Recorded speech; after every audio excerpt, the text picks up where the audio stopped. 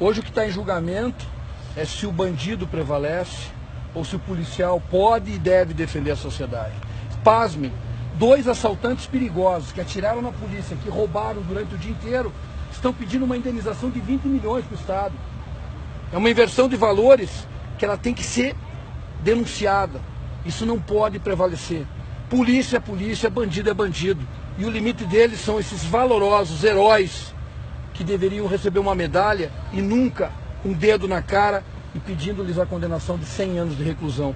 A doutora Ticiane Pereira, que é a promotora, e ela disse o seguinte: bandido bom é bandido vivo e com direitos. O que o senhor diria?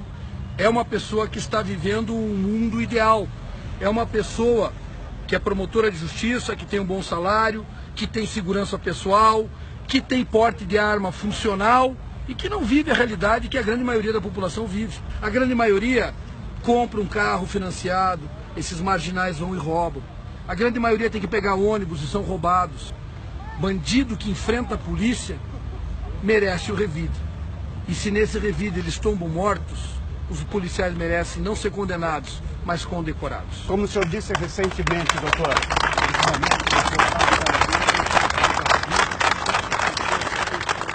uma mulher foi morta a facadas pelo companheiro que tinha acabado de ser solto pela justiça. Vinícius foi preso, mas na terça-feira desta semana, o juiz Aragonê Nunes Fernandes decidiu soltar Vinícius, sem fiança, e explicou que se ele fosse condenado, o regime prisional não seria fechado. Ontem à tarde, Vinícius voltou à casa na QR-206 de Samambaia e matou Tauane. Hoje, numa nova audiência de custódia, o mesmo juiz se justificou. Disse que, por não ter bola de cristal, não tem como prever quem realmente concretizará as ameaças que faz. Nós prendemos em flagrante um casal de traficantes de drogas. Okay? Presos em flagrante, com compradores, com filmagens, tudo dentro da normalidade e das exigências da lei e da Constituição. Foi aberta a palavra ao Ministério Público e ele assim se manifestou. Vejam, juiz, embora o indiciado, que conta apenas com 19 anos, seja reincidente e tenha em seu histórico, quando menor, passagem por crime grave, o Ministério Público entende que, no momento, não estão presentes os pressupostos e os requisitos da prisão preventiva, motivo pelo qual se manifesta pela concessão da liberdade provisória. Trabalho árduo, passamos a madrugada inteira na rua para prender traficantes de drogas, conseguimos uma prisão com filmagens, com droga apreendida, crack no caso, e um dia depois os dois são colocados em liberdade, porque são traficantes que não integram organização criminosa. Muita reincidência após a implantação, né, das audiências de custódia no Estado. Vai chegar um momento, né, que a sociedade vai amargar muito esses resultados. Eu acho que já estamos amargando, entendeu? Porque o policial, por uma questão prática, ele sabe que um primário, quando leva por crime que o possível juiz e o promotor da custódia vão considerar de pouca gravidade, ele vai ter todo um trabalho burocrático de fazer autuação em flagrante em delegacia e que sabe que com menos de um dia o suspeito vai estar na rua. Eu passei a noite, sinceramente, feliz, a palavra é essa, feliz por ter conseguido tirar das ruas, né, um estuprador, uma pessoa sem coração nenhuma, que estava se aproveitando de crianças aqui em Iporá, sob o pretexto de dar aula. A gente recebe a notícia que esse cidadão, né, preso em flagrante, foi posto em liberdade provisória pelo Poder Judiciário. Hoje apareceram 3 outras vítimas aqui desse mesmo senhor, dessa mesma pessoa que está fazendo mal para essas crianças, e vão aparecer mais vítimas ainda, com certeza. A gente acredita que é um número incontável de vítimas. Esse cidadão que foi preso ontem, hoje ele está colocado em liberdade. O CNJ, há pouco tempo, passou por cima da Câmara dos Deputados e criou a audiência de custódia para que o preso em flagrante, se desse sorte da polícia pegar em flagrante, em 24 horas vai se reunir com um juiz, um defensor e o MP para saber se ele foi bem tratado pela polícia. Resultado disso, vários juízes têm uma política desencarceradora e estão soltando esses presos para a sociedade. Olá, alunos do site Direito em Tela. Hoje vamos falar sobre audiências de custódia. A audiência de custódia deve ser entendida como um experimento, dependendo do desenvolvimento de soluções para as dificuldades e para os impasses que necessariamente surgirão nesse país continental. Bacana, né? Fazer da sociedade o laboratório do crime. Audiência de custódia é uma audiência do réu preso em flagrante com o juiz. Vários países do mundo, na Europa, todos os países já têm isso. Aqui na América Latina, Argentina tem, Equador, Peru. É uma audiência de civilização. Os países mais civilizados neste ponto, todos já têm, todos. Isso é, repito, civilização. Tudo que você pensar o contrário disso é barbárie. A polícia captura o acusado no ato ou logo após a ação criminosa. Ouve testemunhas, vítimas, consegue provas inquestionáveis e às vezes até a confissão do suspeito. Com tudo isso, o delegado dá voz de prisão em flagrante para o autor do crime.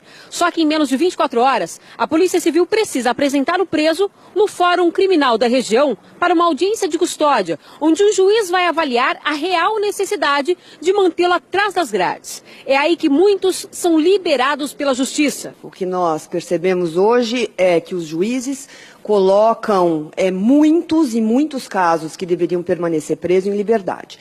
Eu sendo um traficante de drogas, um grupo de policiais invade minha boca de fumo, toma minha droga lá, que é um dinheiro absurdo, toma o meu armamento e ainda me conduz para a delegacia e vai me apresentar à autoridade judicial. Eu estou morrendo de ódio, de raiva dos policiais.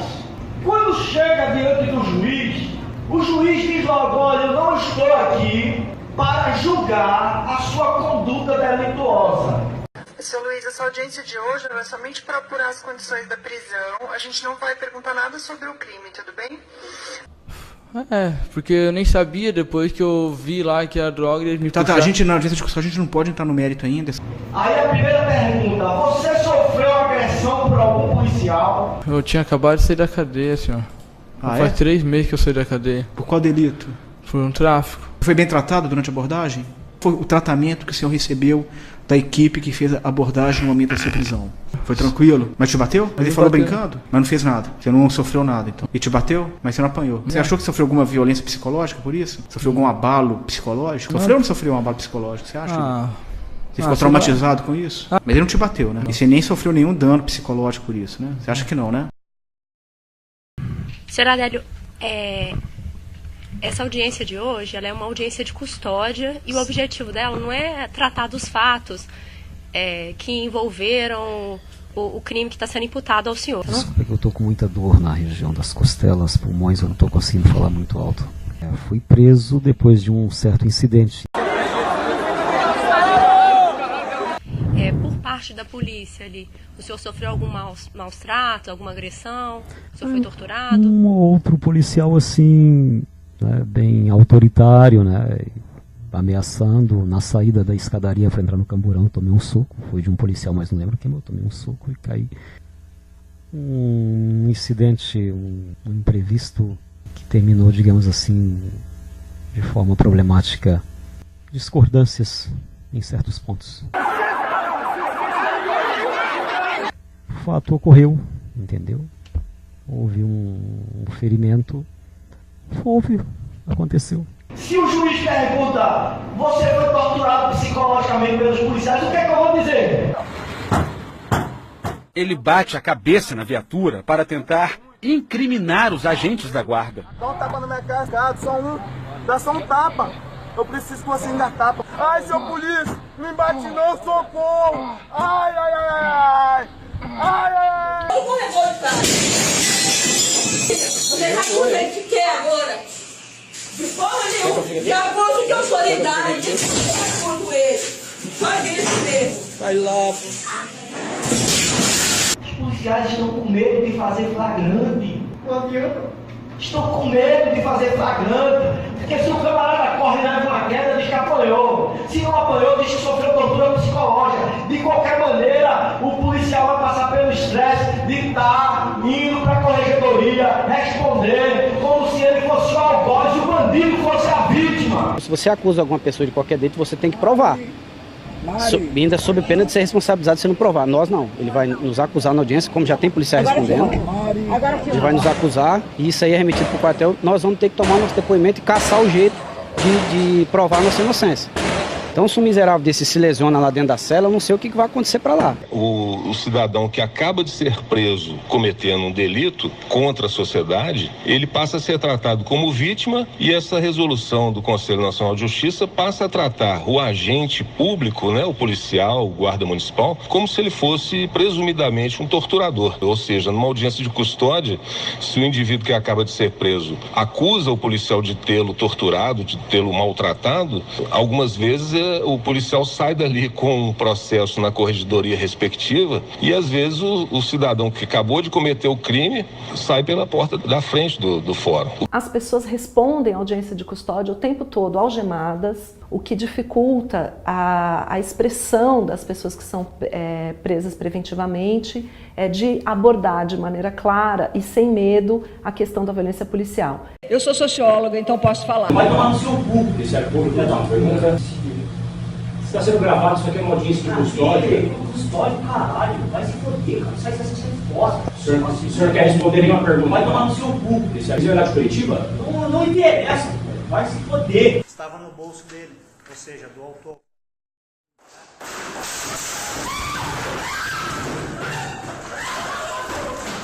Se abaixa, se abaixa, se abaixa! Se abaixa! Se abaixa! Se abaixa! Se abaixa! Se abaixa!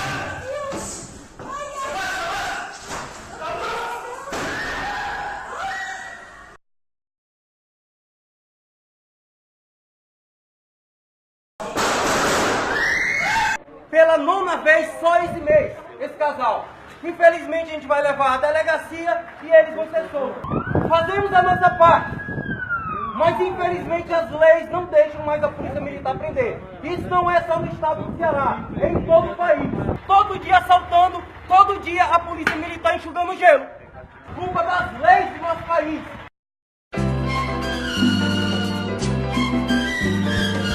O problema é a prisão.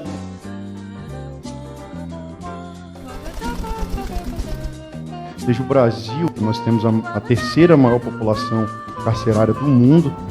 Que nós estamos hoje com a maior taxa de encarceramento do mundo e disputando com a Rússia a 4ª posição em população encarcerada. O Brasil é o 3º país no mundo com o maior número de presos. E hoje nós somos a 3ª maior população prisional do planeta, como já foi dito. Encarceramento em massa onde? Está aqui, ó. Eu peguei hoje no site do CNJ. Isso aqui é oficial, caro Sérgio Adão. Nós temos no regime fechado no Brasil 309.126 pessoas. Brasil inteiro. População inteira. População de 208 milhões, não, 250, não chegamos lá, 208 milhões, e o país que matou 64.500 e poucas pessoas no ano passado. O país que mais mata no mundo tem isso aqui, na verdade. Encarceramento em massa onde? Com isso aqui, e isso é preso de verdade, o Brasil hoje é o número 50 e pouco no mundo que menos prende. Não há encarceramento em massa, de forma alguma. Nós precisamos pensar em medidas de desencarceramento em massa. Não é possível um país pobre dizer que lotou a cadeia, então vamos soltar todo mundo. Quem paga o preço é o pobre. Os hospitais estão extremamente superlotados, não tem uma ONG para reclamar disso. O Instituto Brasileiro de Ciências Criminais, a Pastoral Carcerária Nacional, ligada à Conferência Nacional dos Bispos do Brasil, a Associação Juízes para a Democracia e o Centro de Estudos em Desigualdade e Discriminação da Universidade de Brasília elaboraram 16 propostas legislativas que buscam impactar a dinâmica sistêmica do encarceramento em massa no Brasil. Se condenada, ela não pode ser condenada à prisão, ela deve ser condenada a penas alternativas à prisão. A gente tem que deixar de prender e tentar repensar qual é a corresponsabilidade que cada ator tem nesse processo. E aqui a gente está falando da defesa, da acusação, do julgamento, do sistema prisional como um todo, das polícias, e de que maneira o sistema funciona para que a gente reverta essa cultura tão disseminada de que prender resolve. Nada é mais urgente do que decidir a liberdade de um preso. Temos que lutar para reduzir quanto puder o âmbito do poder punitivo. Só desarmando a polícia militar. Os confrontos são inevitáveis, eles ocorrem rotineiramente e vão continuar ocorrendo. E para mudar nós temos que desarmar uma das partes. Não podemos desarmar os criminosos, que nós desarmemos os militares.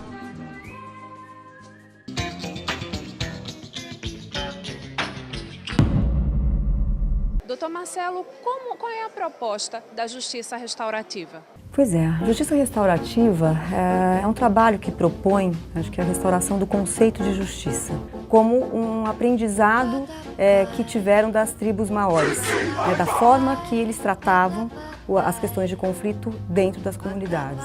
As pessoas no processo circular se sentam em círculo, existe uma técnica chamada de bastão da fala, que é um objeto que vai passando de mão em mão. Uma prática que não se busca culpados. A questão atual que a gente vê da justiça, o nosso sistema, é procurar culpados, é procurar quem infringiu e qual lei foi infringida. A justiça restaurativa, antes de mais nada, ela é um instrumento de transformação social.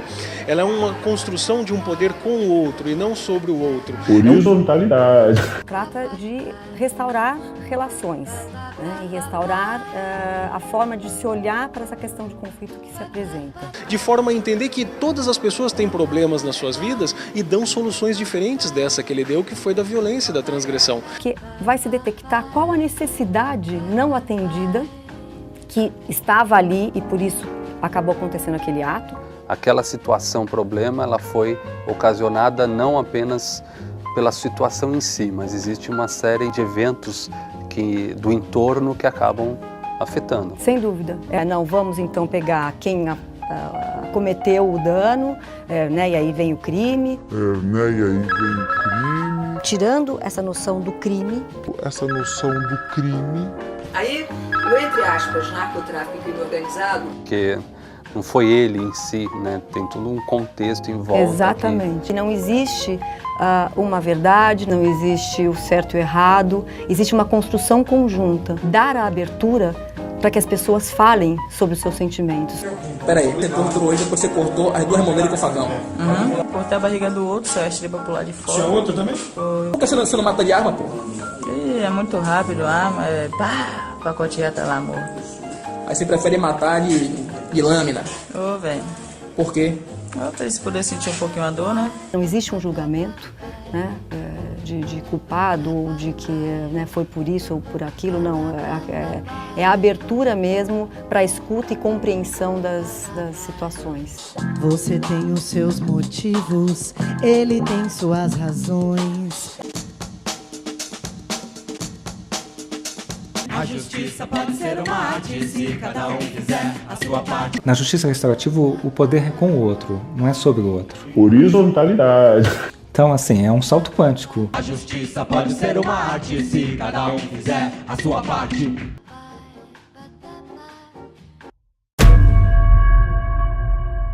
Todo mundo que aprofunda o seu olhar, os seus estudos sobre a questão criminal e sobre a prisão, ela vai ser abolicionista, ela não tem como acreditar numa prisão. Quem acredita em prisão é quem não conhece, ou então quem é sádico. O abolicionismo, ele parte da premissa que o direito penal deveria ser, de uma vez, como o próprio nome permite concluir, abolido, extinto. O abolicionista total não acredita muito na ideia do crime. E é curioso como nós insistimos na resposta penal há 2.000 anos, há 3.000 anos. Ela não funciona, não é?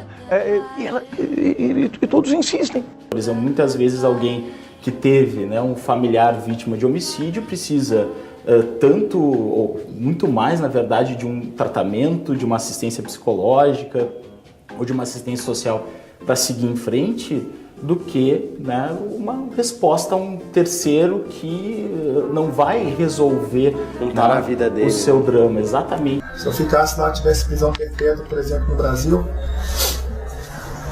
não ia trazer a vítima de volta. Sinceramente, a pena é o ato de poder mais violento que é possível imaginar.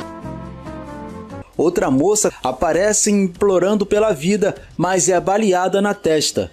Eu faço o que vocês quiserem, gente, pelo amor de Deus. Ainda em vida, a terceira vítima é filmada sendo decapitada com um facão. O vídeo encerra com os assassinos atirando as 3 cabeças numa cova junto aos corpos. Antes de serem decapitadas, as vítimas foram torturadas com golpes de facão. Mas é a inflição de dor e sofrimento. Mas a pena duplica o sofrimento. Já houve sofrimento, ele vai duplicar.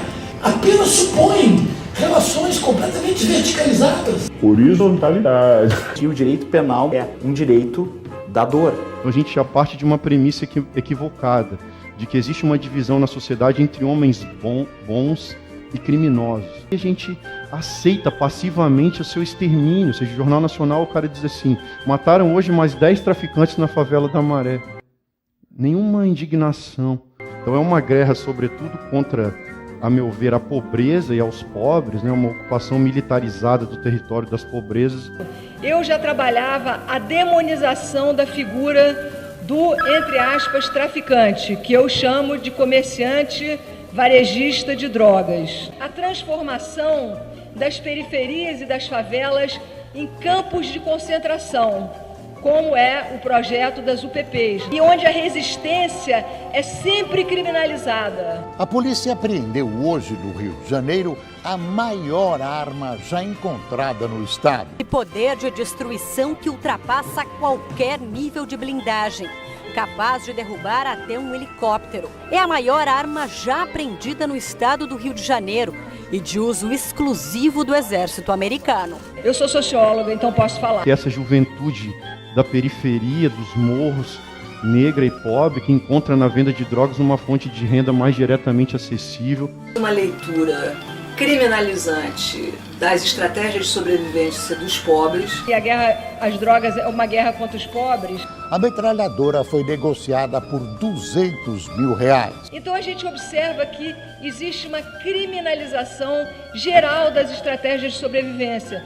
Não é só no comércio varejista de drogas. Os camelôs, os flanelinhas, né? Essas estratégias de sobrevivência. Reelaborar, encontrar, debater, equalizar, apaziguar. Eu sou socióloga, então posso falar. Então, a juventude popular, ela é controlada pela potência dela. Não é pela pobreza, não é pela falta, é pela potência, pela quantidade de porvires utópicos que ela desperta para o Brasil. As prisões brasileiras estão abarrotadas de pessoas que furtaram picanha 2, 3 peças, né? Fizeram um dia comer picanha na vida. O Chico Buarque diz isso, né? Ninguém... E o Titãs também, a gente não quer só comida, a gente quer comida, diversão e arte, né? No Brasil nós temos tido um discurso, principalmente na área penal, que acaba justificando o próprio crime por conta de alguma ideologia, por conta de alguma visão de que o crime é um meio de luta revolucionária, acaba causando uma inversão de papéis e que coloca o bandido como vítima, a sociedade como criminosa, a vítima acaba sendo culpada do ataque que sofre do bandido. Isso é algo que nos aproxima de um estado de natureza hobbesiano, em que se estabelece uma luta de todos contra todos com base em classes sociais, categorias. Com a impunidade que é gerada por esse tipo de posicionamento, nós temos uma impunidade que incentiva a prática de crimes. A opção tem que ser pela punição do delinquente, que é um indivíduo que optou voluntariamente por cometer um roubo, por cometer um estupro, por cometer um latrocínio, por cometer um homicídio, por desviar dinheiro público, optar pela condenação desse indivíduo e salvaguardar, em primeiro lugar, os direitos do cidadão de bem que optou por se conduzir conforme a lei, justificando o próprio crime por conta de alguma ideologia. Então, eu acho que eu sou um misto de academia e militância, né? A minha vida toda foi uma vida de militância política. A função da prisão não era punir crimes, era adestrar uma mão de obra necessária para o surgimento do capitalismo industrial, né, que era a fábrica. Então a prisão nasce como uma espécie de irmã siamesa da fábrica. E a partir da redemocratização, com o fim da Guerra Fria, a gente não tem mais essa ameaça comunista para combater, necessariamente a gente precisou criar novos inimigos. Os Estados Unidos inventaram o terrorismo, a guerra ao terror, e nós inventamos a guerra ao traficante. Na saída da ditadura do Brasil para a, entre aspas, redemocratização, uma transferência do inimigo interno que sai do criminoso político para o criminoso comum.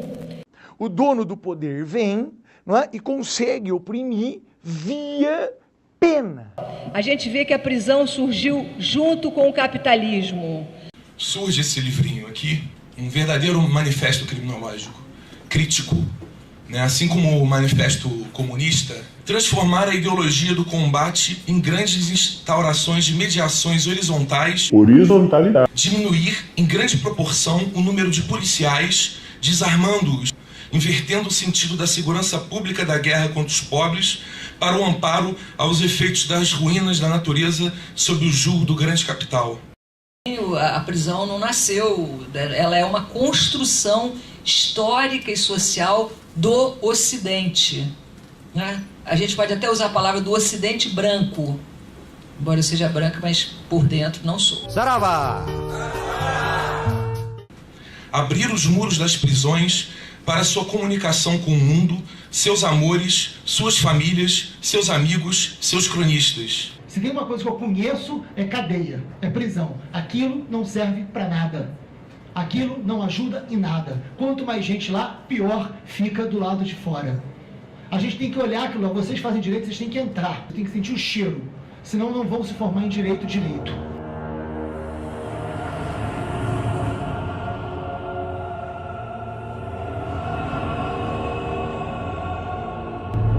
Saidão de carnaval.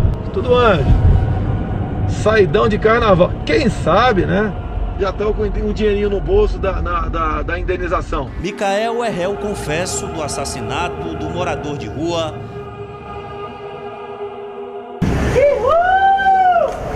Eu sou menino. Isso é Brasil, ok? Essa mamata vai acabar aí, galera. Pode esperar aí.